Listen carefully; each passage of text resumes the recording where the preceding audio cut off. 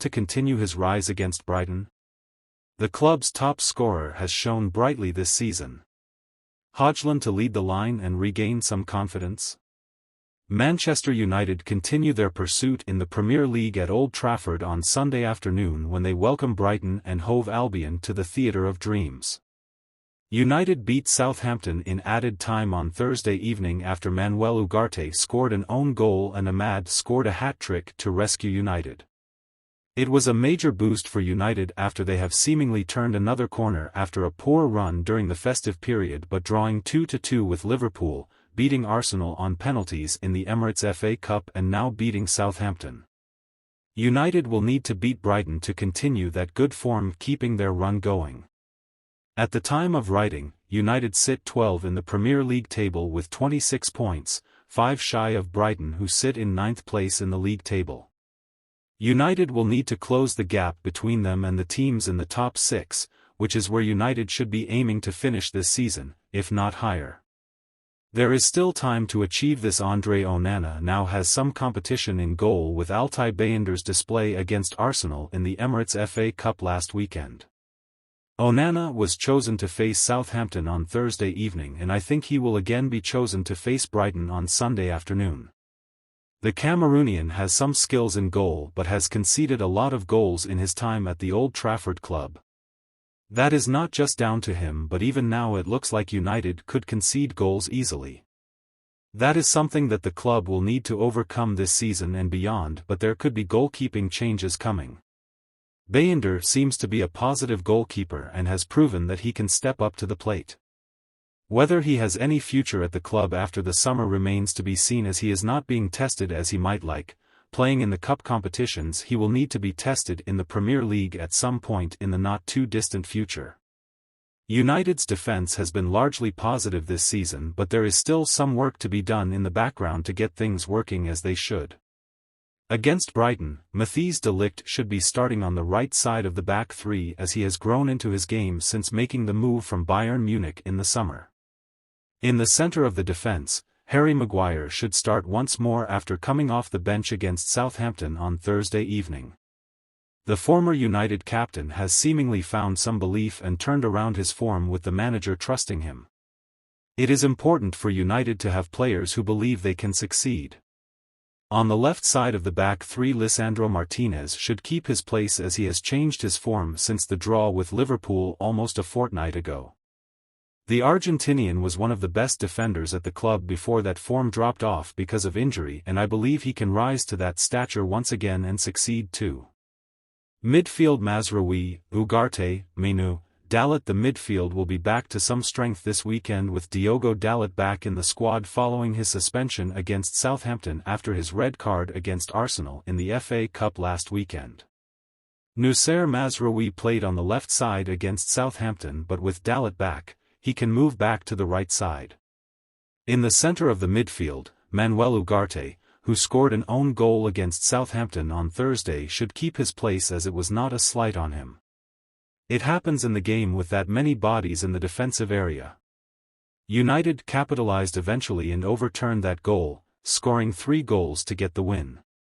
Kobbie Mainoo should start alongside Ugarte as I believe they have formed a great partnership in the centre of the midfield, which is great to see. There is a lot of speculation in the January transfer window that he could be sold as his new contract is not really moving forward as many would like, which has created the speculation. The attacking line is positive, but I would like to see more from some members of the squad against Brighton. Ahmad should be starting after scoring his first hat-trick for United against Southampton on Thursday evening. He is now the top scorer for United this season, which is also great to see considering he was shut out by Erik ten Hag. Bruno Fernandes should also be starting as he is the player who has been performing since he arrived at the club almost 5 years ago, and he continues to put in the work and the effort time and time again. Although he does have some off matches, as all players do during their careers. United are much weaker without him on the pitch. Rasmus Højlund should learn the line as confidence in front of goal is what he needs. He has not scored for United since last month when he scored brace against Victoria Plzen in the UEFA Europa League. His last Premier League goal came just before that match against Nottingham Forest, which was a defeat for United. Substitutes Bayender Malaysia, Euro, Kukoni Eriksson, Casemiro, Collier Xerxes, Anthony. United will have 9 players on the bench against Brighton in the Premier League on Sunday. Altay Bayender will most likely be on the bench once again, even after his heroics against Arsenal last weekend. In defence, Tyrell Malaysia, Lenny Yoro and Godwill Kukoni could all be available for the match. In the midfield, United will have to make do with just Christian Eriksen, who assisted for Ahmad's third goal against Southampton, Casemiro and Toby Collier against Brighton. Mason Mount is still unavailable, which gives United few options to rejuvenate the midfield at this time, but it will get better in the not-too-distant future. In attack, United will once again be left short with Joshua Zirkzee and Antony could be the only attacking players available against Brighton. Marcus Rashford has been out of the team for a number of weeks and Antony is a transfer target for a loan spell, but I don't think that will happen before Sunday's match, if it happens at all.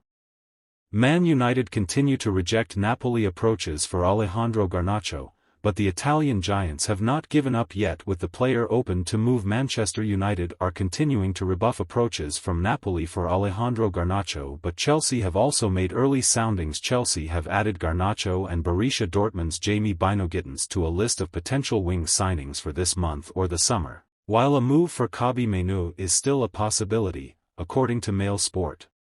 Sources: nothing is advanced while United maintain Garnacho is a valuable squad member and are not actively looking to sell now.